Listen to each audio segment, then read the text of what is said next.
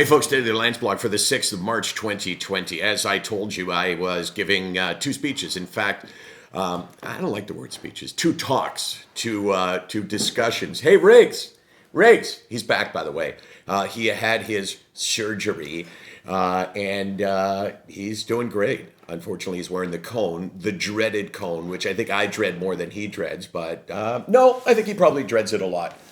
One of the things I said to you before speaking was that I would report back, that I was going to ask a couple of questions to the audience. And last night I was in Innisfil, which is just south of Barrie, speaking to largely a group of first responders. And as always, it was an amazing experience for me.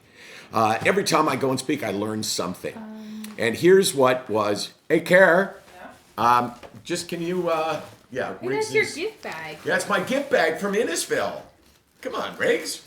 At least he didn't lose his spirit. Yeah, he's still got the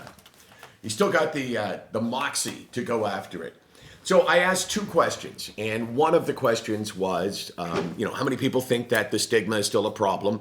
And everybody puts up their hand. And how many people think that they are part of the problem? And in a speech last night, a couple of people put up their hands. A speech today, one person put up their hand. One person thought that, hey, you know what? I'm part of the problem. And I don't think that that's people deceiving me. I think it's people deceiving themselves.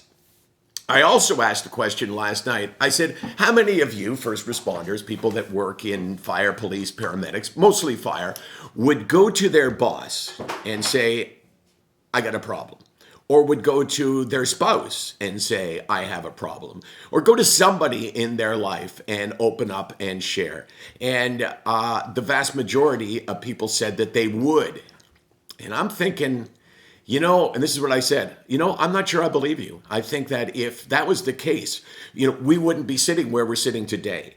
I think that we deceive ourselves. I think we think we're doing better with the stigma than we really are. And I think that we have our heads buried in the sand. And as we talked it through, it seemed like there were people that agreed with that hypothesis, that we're not as good as we think we are. And when we say, yeah, I could go to talk to my boss without any problem whatsoever, I think the majority of people who say that could never really act out on it. But it sounds better, and it sounds like the kind of thing that you'd want to say in a crowd of people.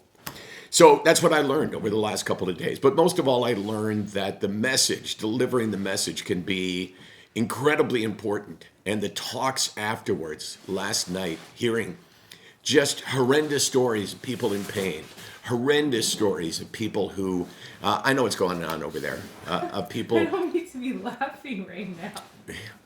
Riggs, stories of people who will tell you, will look you in the eyes and say, I need someone to talk to. SickNotWeak.com, 24/365, 364. You know why we're here, guys? We're here because, why are we here again, Case? To share Wrigley? To share the joy of Wrigley and the joy of the cone. Oh my God, the cone is the worst. Hey, Riggs. Oh,